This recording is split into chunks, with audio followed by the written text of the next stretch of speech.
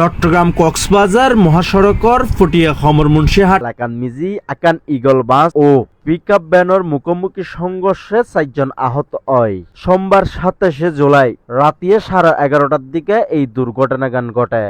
স্থায়ী বাসিন্দা হলে জানায় চট্টগ্রাম তুনসারি আইনে আকান ইগল বাস ও কক্সবাজার তুনসারি আইনে চট্টগ্রামমুখী আকান পিকআপ ভ্যানের মুখোমুখি সংঘর্ষ হয়।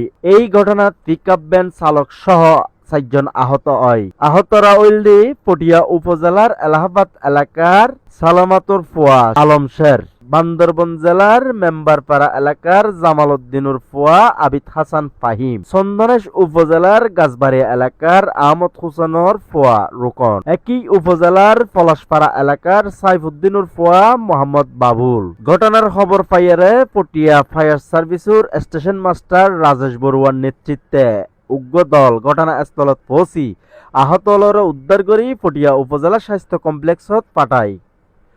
পরে পটিয়া উপজেলা স্বাস্থ্য কমপ্লেক্সর মেডিকেল অফিসার ডাক্তার হাদি সাজ্জাদ হয়। আহতলর অবস্থা গুরুতর হওয়ায় তারারে পটিয়া উপজেলা স্বাস্থ্য কমপ্লেক্সত প্রাথমিক চিকিৎসা শেষে উন্নত চিকিৎসালয়ে চট্টগ্রাম মেডিকেল কলেজ হাসপাতালত পাঠানো হয় বলি হয় তিনি। সড়ক দুর্ঘটনার খবর পাই পটিয়া হাইওয়ে থানার এসআই বিধান ঘটনাস্থলত যাইয়েরে পরিস্থিতি নিয়ন্ত্রণ করে এবং দুর্ঘটনার কারণে কিছুক্ষণ সড়কত যান চলাচল বন্ধ তালি পরবর্তী হাইওয়ে পুলিশের সহযোগিতায় যান চলাচল স্বাভাবিক করে।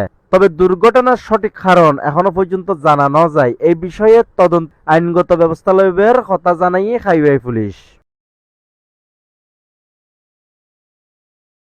আমরা তো শূন্য আসছি, এখানে শূন্য আইসা ফায়ার সার্ভিসের লোক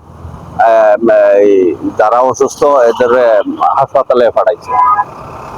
আমরা এইটুকু পাইছি। এখন রাস্তা যান চলাচল স্বাভাবিক করার জন্য আমরা কাজ করতেছি রাস্তায়। ইগল বাসের সাথে একটা পিকআপ